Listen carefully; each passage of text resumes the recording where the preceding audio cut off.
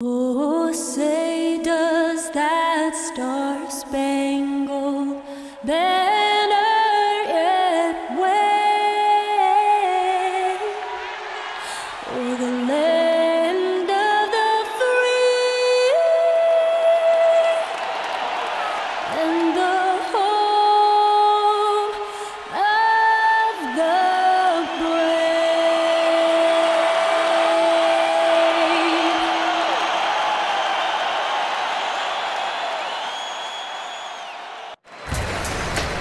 And thank you for joining us for this Valentine's Day presentation of the NBA. It's a matchup you're going to love right here on 2K Sports. I'm Kevin Harlan alongside Clark Kellogg and Greg Anthony. From the sideline, our Hall of Famer, David Aldridge. The Pacers will play just this one game on the road before returning back to Indiana, winning their last 3 games. They'd like to make that 4 in a row here tonight.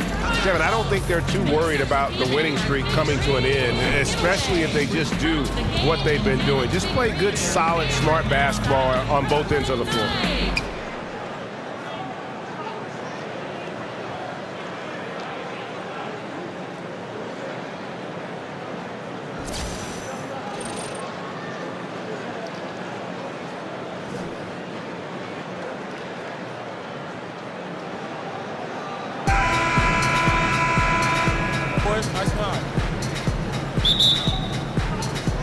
And the Pacers start off with the ball.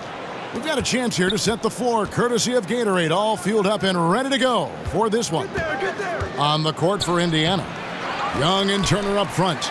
Corey Joseph is out there with Victor Oladipo, and it's Bogdanovich in at the small forward position. And the Pacers with a lot of scoring on their roster. Clark, how does Thaddeus Young blend into that? Well, I think he's a scorer. He's a guy who does a lot. And when you give Oladipo a running start, he's going to torch you, plain and simple. And the highlight reel replay brought to you by Under Armour. Another Unleash Chaos moment. Excellent work by the talented people in our production truck as well. Carroll kicks to Allen. Nice ball movement by Brooklyn. They set the pick. Dinwiddie passes to Hollis Jefferson. And it's sent back by Turner. Outside Bogdanovich. And Turner kicks to Oladipo. Fires from deep.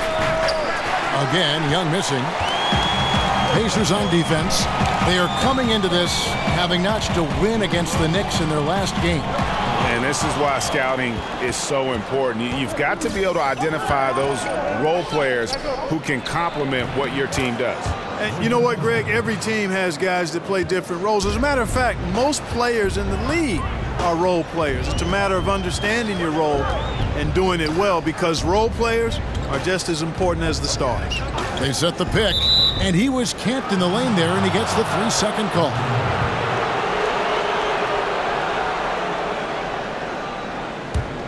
For Indiana, they've gone 2 for 4 from the field so far today. Left side, Turner. And again, it's Indiana. Boy, and Turner's really good at picking the defense apart, especially with the catch-and-shoot jumper. And, you know, the Nets can't sell players on winning just yet, but they've created a top-notch infrastructure in the meantime, and they have a gleaming new practice facility, better accommodations for players' families during the game. Those little things are big things and make a difference. Turner with the screen. Right at the free throw line, and it's wide right. Hits off the rim. You must make that one. Even with the defense present, these are shots you have to finish. Here's Dinwiddie, and count it. He'll head to the line with a chance to make it 3. You talk about the top-notch facilities for the Nets. You figure it signals their intent to be a top-notch franchise. Well, you've got to invest in the development, and that means facilities and people. You've got to take care of your players and their families. That's important. And players really take note of those kinds of things. And if you're going to do it well, you've got to do those things right. So Indiana ends up with a new group on the floor. One shot.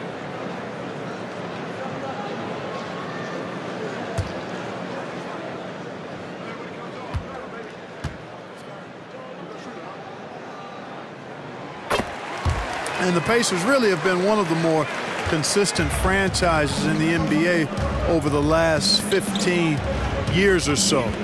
They've not won fewer than 32 games or drafted higher than 10th since 1989. That's a pretty impressive run of consistency.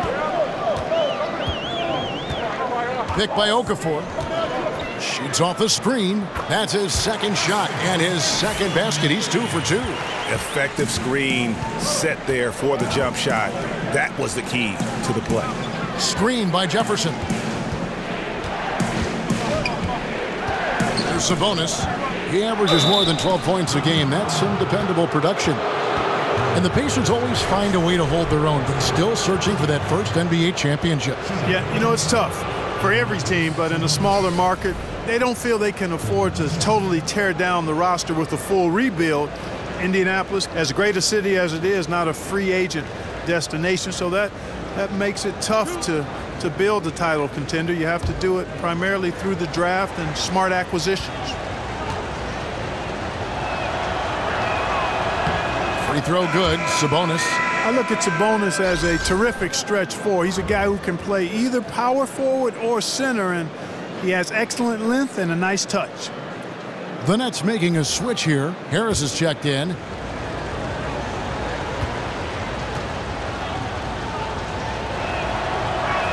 That one misses. And anytime you think about the Pacers, it's really hard to forget their recent dominance in the East now. I mean, in 2013, they were 1 win away from the NBA Finals. In 14, they earned the #1 seed in the East, and then it kind of snowballed south since then. Young dishes to Stevenson. Here's Jefferson. That falls. Nice feed that time from Stevenson.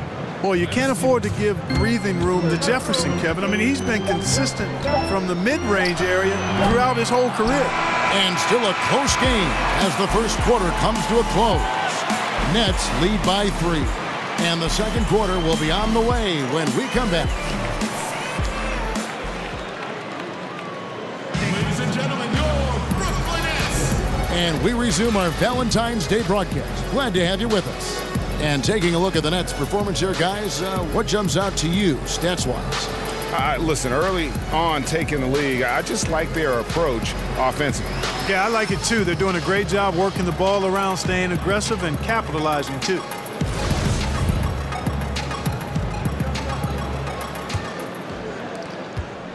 Nets leading by 3. Russell and LeVert in the backcourt. Harris is out there with Hollis Jefferson, and it's Okafor in at the center position. That's the Nets 5 as we get into the second quarter. Pick by Okafor to the wing on the left. 6 to shoot. A 3-ball. Brooklyn working now with the new shot clock. And Stevenson kicks to Young. Clark, when you played, did you have any superstitions or a game day ritual that you would follow? Superstitions are a waste of time in my book, Kevin. I had none, not any. I like my pregame nap. I'd get a good pregame meal, and then it was about focusing on my assignment for that particular game and night or day. Superstitions, I know a lot of guys have them. They weren't part of my toolkit. And that's the kind of play you just do not want to give up defensively. You lose the possession and give up a quick 2 at the other end. Here's the screen. Screen by Jefferson. Young against Russell. Young outside. He tries for 3. It's hauled in by Harris. Nets leading by 7. Passes to LeVert over Robinson. A second chance effort. That's tipped. Stevenson with a clean look. No good on the shot. And it's the Nets taking it the other way. Last game matched up with the Clippers. A tough loss there. Yeah, they gave up in that one. The defense constantly breaking down way too many times. Yep, and that's not a winning performance. I mean, you got to tighten up the defense moving forward if you're going to get some W's. And it's Stevenson again missing. For Brooklyn, they've gone 2 of 6 from the field in the second quarter so far. And it's Russell at the elbow. Pass to Harris. Nice ball movement by Brooklyn. Inside. An easy layup after coming off the pick. Yeah, 3 consecutive field goals have come right at the rim. The D had better start buckling down. And you look at Karis LeVert, 6'7", about 200 pounds. Clark, what's his best position? I think he's just a player. Combo guard is probably what you would categorize him as. He can handle it, he can pass. He's slim, but I think he can play some small forward too. I mean, this is a guy that I think could be comfortable at 1, 2, or 3 as he continues to develop. And a new group out there on the floor for the Nets. Second quarter of play with almost 3 minutes gone. They set the pick. Kicks to Bogdanovich. Shot clock at 6. Joseph. Indiana again missing. Nets leading by 9. Here's Stauskas. And he takes that one up and powers it through. Oh, he just punches that one down with a fury. He rubs it in a little deeper with the hanging finish. Guys, they're not backing off at all, are they? Good on the shot. Oladipo's got his second bucket of the game to go. Defense is right where it should be, but Oladipo is more than up to the challenge, showing off that strong jump shot of his. Here's Carroll. And sticking right with it, gets the foul with the bucket, and he'll go to the line. Yeah, they're going to have a nice little run here. First trip to the free throw line for him tonight. And at 78%, he's been a consistent shooter at the line for them all season long. And fellas, I think you have to like his improvements over his free throw numbers from a year ago. It's not a significant number or a huge amount, but it's improvement nonetheless.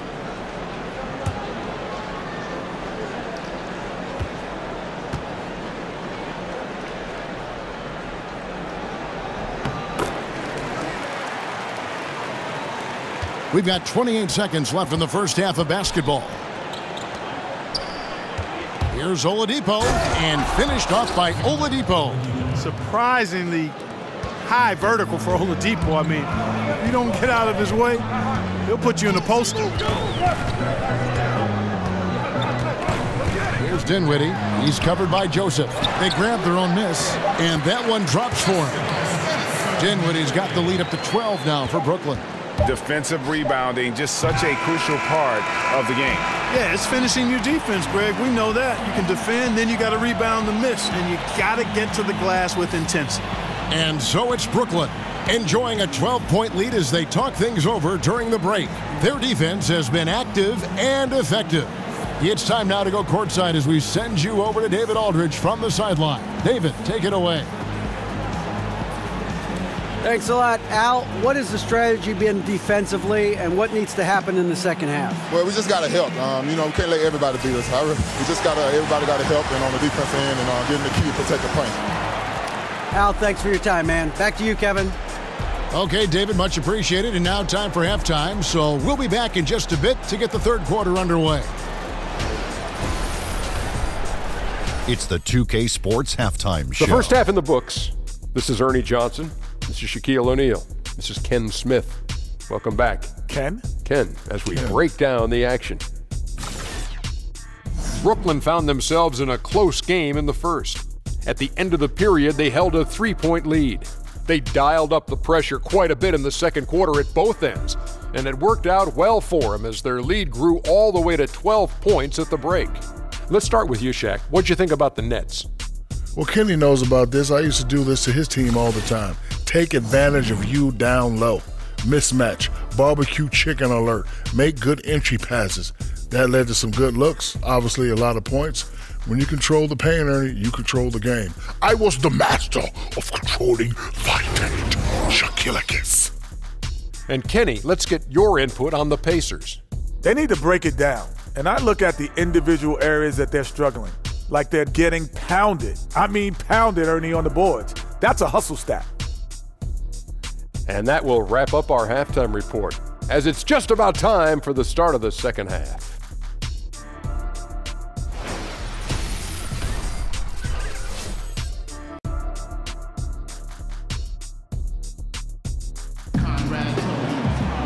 And as we begin the second half, first half wasn't even close, guys, and we'll see if there is a comeback on our hands or more of the same as we get the third quarter started.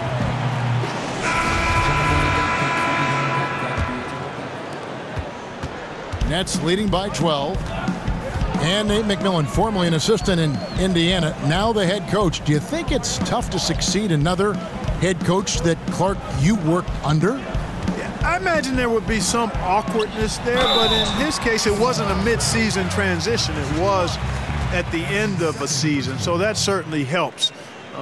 Frank Vogel simply wasn't re-signed, was not fired, was not replaced, just wasn't re-signed, and I think all of that made it a little easier for Nate. And on the floor for Nate McMillan starting the second half. Young and Turner up front. Victor Oladipo is out there with Corey Joseph. And it's Bogdanovich in at the 3. One shot.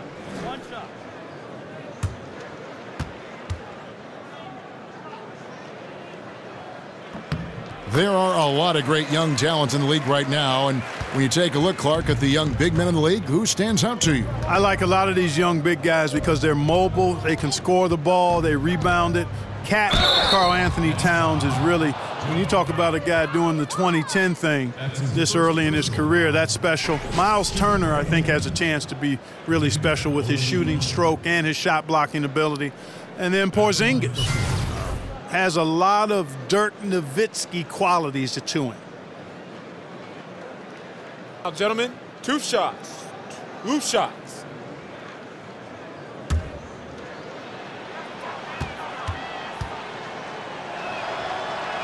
And he makes the first.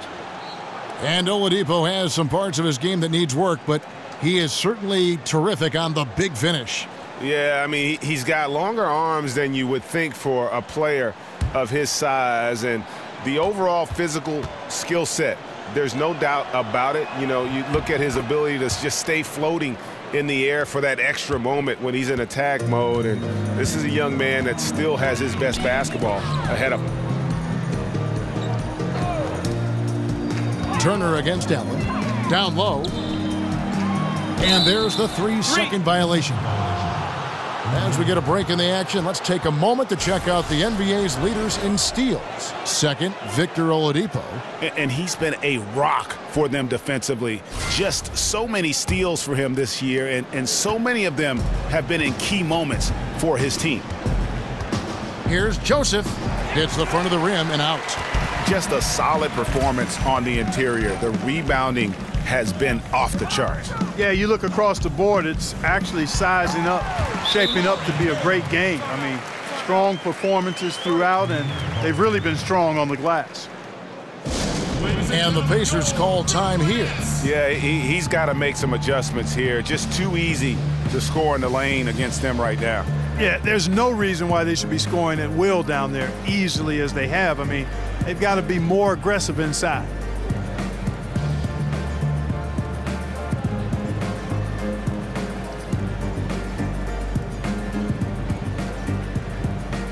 Some changes for Brooklyn. LeVert's checked in for Alan Crabb. And D'Angelo Russell subbed in for Spencer Dinwiddie. Here in this third quarter, just over a minute play.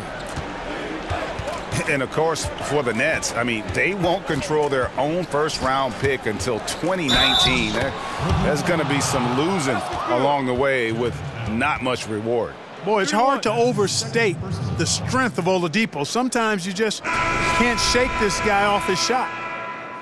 And, Greg, the Nets trading away the better part of a decade worth of draft picks when they went all in back in 2013 and 2014. Yeah, going for vets like Darren Williams and Gerald Wallace, Paul Pierce, and, of course, KG. But unfortunately, all past their primes. That team only able to get to the second round, and, boy, what a heavy price to pay for so little success in the postseason. And the free throw, no good. And, you know, Kevin, the Brooklyn Nets last season had the worst record in the league, just 20 wins. And, you know, having traded away their top draft picks from the last 2 drafts, there aren't any quick fixes on the horizon either. Joseph, and some very quick points for him on that possession. Joseph's got his first points of the night.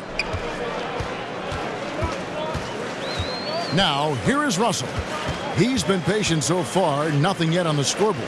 And there's a whistle that goes on Corey Joseph. That'll be his second foul of the game.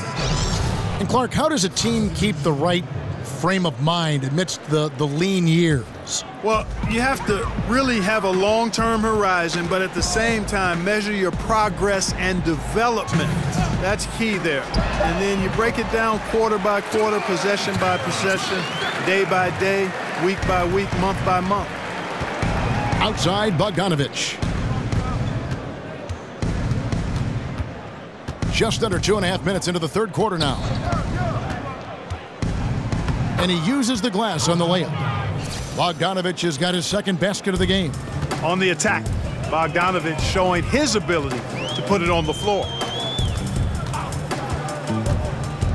Russell passes to LeVert. Allen, a screen on Stevenson. 6 to shoot. To the paint. Allen kicks to Carroll. Over Young. But he stays with it. And that goes out of bounds. Last touch by Carroll.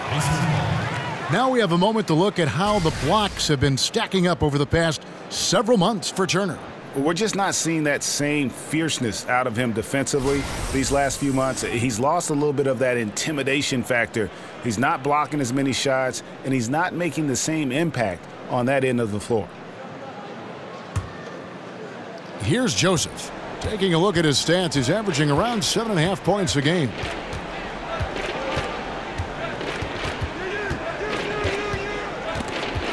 And stolen by Russell.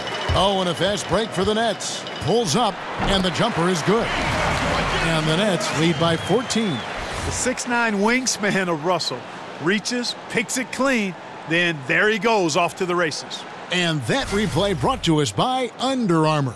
Another Unleash Chaos moment. One of the more exciting plays in basketball. Stevenson with it. Picked up by Harris. Stevenson passes to Sabonis, and it goes down 2 points. You know, I think when you've got somebody that open on the perimeter, a good shooter, the kickout's the only choice. There's the pick. Allen outside. Screened by Russell. This one for 3.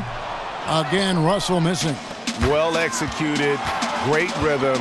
You've got to finish that one. Agree with you there, partner, because that screen really freed him up nicely, and that's a shot that if you're a pro, you need to make that.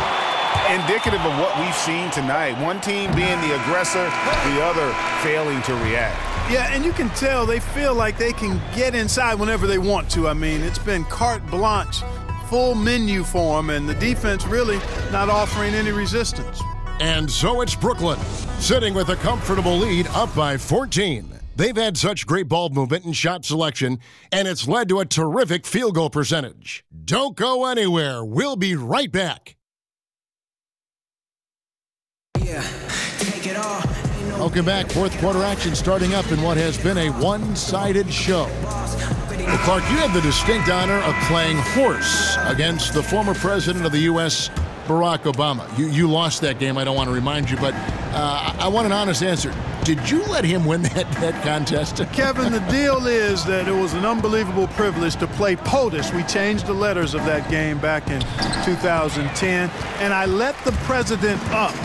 I gave him life after I had him down, and he took advantage of turning the momentum in his favor. He won fair and square.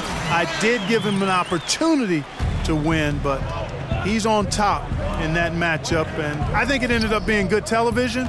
And while some of my former teammates look at me with disdain for having lost a horse game to the president, I think it was all intended to end just the way it did. Hollis Jefferson is out there with Allen. Then it's Allen Crabb, and it's Dinwiddie in at the 1. So that's the Nets 5.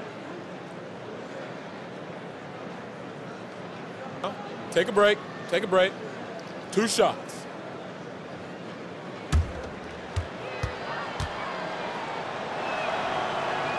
And he can't get the first one. And Paul George traded away by the Pacers over the summer, a move they didn't want to make, but the writing was on the wall. You know what? It's always hard, Kevin, to lose a superstar player, but the Pacers had really been unable to create a contender around Paul George, and therefore they had to trade him because they didn't think he was going to sign. As a matter of fact, he clearly stated he would not re-sign at the end of his contract with the Pacers. So traded to OKC, and Paul George still intrigued by the possibility of maybe playing for his hometown Lakers at the end of his contract. Pass to Hollis Jefferson. Terrific design on the pick play. He lays it in. And the Nets lead by 18. All right, well, look at how the hustle game has been going for the Nets. Boy, their hounding, harassing effort at the defensive end, very impressive. And they forced quite a few turnovers as a result. Yeah, and also the way they've been able to generate points off of the turnovers that they forced tonight has also helped. Time called here. Indiana decides to talk it over. From the moment he set foot in the league, Rondé Hollis-Jefferson has been an elite defender. That's his calling card. He's a terrific athlete, can guard really any position on the floor, except maybe some centers, but heck, I wouldn't even mind trying him against most of the centers for short stints. He's that good on deep.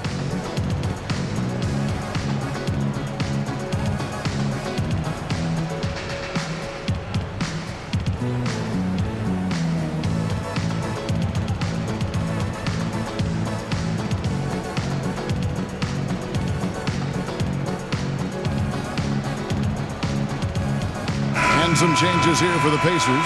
Bogdanovich comes in for Robinson. And it's Joseph in for Joseph Young. About a minute and a half into the fourth quarter now. They set the pick. Joseph dishes to Oladipo. So he gets the whistle. Contact on the way up and 2 shots coming up. And you look at the versatility of Hollis-Jefferson. He can not only guard big men, he blocks shots and rebounds like a big man, too. Well, he actually plays bigger than he is, Kevin, because he's got a 7'2" wingspan. I mean, that allows him to do a lot against bigger people. Shooting 2.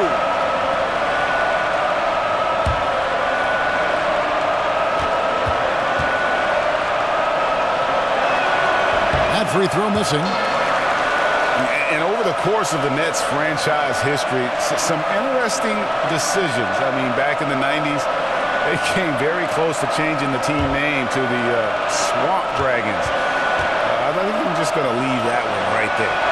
And he's good on the second. So, Greg, how close were the Nets to being the Swamp Dragons anyway? Well, it needed a unanimous vote of all the teams to change it, but there was one vote against it. The Nets themselves voted against the change, and they had 7 owners who rotated voting duties, and the one on deck got cold feet. And the Pacers have lived on mid-range jump shots for sure. Yeah, they've got guys who can make them now. I mean, nevertheless, the way the league's going, it's hard to score at an elite level without getting more threes and baskets at the rim. I mean, it's pretty clear that threes and paint points are how you survive and do well in the league. That one is off. The former Wolverine Stauskas, a pure shooter with deceptive athleticism and a high ceiling. This guy has a lot of room to continue to grow.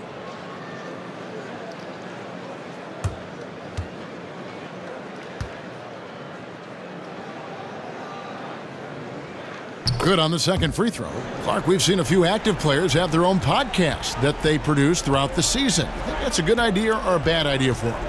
Again, I'm ambivalent to that because the landscape is so different now with the social media platforms. And I like the fact that players have a chance to control their narrative, their story, through the different social media platforms, the Players Tribune, podcasts. Now, you have to balance that with your responsibilities and obligations to your team, your teammates, and your franchise. And so that's where it becomes a challenge, managing your time effectively and using it wisely. But clearly, players should have the opportunity to be fully engaged people beyond just playing the game. 2.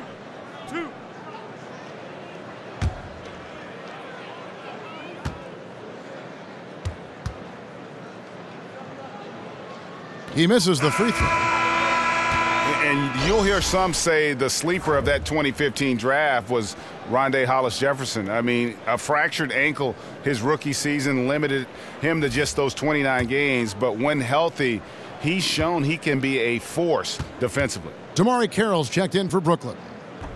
And he sinks the second. And Greg, what separates Hollis-Jefferson, do you think, as an NBA defender? Physicality, quickness to go along with anticipation. I mean, with his pressure D, he's able to suffocate perimeter players and rack up steals. And don't forget versatility. He's a guy that can guard multiple positions, and that's a huge asset for any team. And this is what they wanted. I mean, to announce their presence in this matchup with authority, very decisive. It can definitely be considered a statement win for Brooklyn. You know, their big advantage was points in the paint. And they found a way to pound the ball inside, and that was working all game long. And a milestone win for the season. This will push their victory total to 20 wins even. And really an important win from a pride standpoint. Nobody likes getting swept, so they're able to salvage a win in this 4-game season series. Yeah, and at 1-3, I mean, their record against this team obviously not pretty, but again, to your point, it's about pride and not being swept. And Bogdanovich kicks to Joseph. Turner with the screen for Joseph. Clock at 6. Screen by Young. Bogdanovich, no luck. They are in complete control. This is the ultimate definition of the zone. Everything they've done has worked. Here's Dinwiddie. He's covered by Joseph. And so it's Brooklyn easily grabbing this one. And the outcome of this one was never in doubt.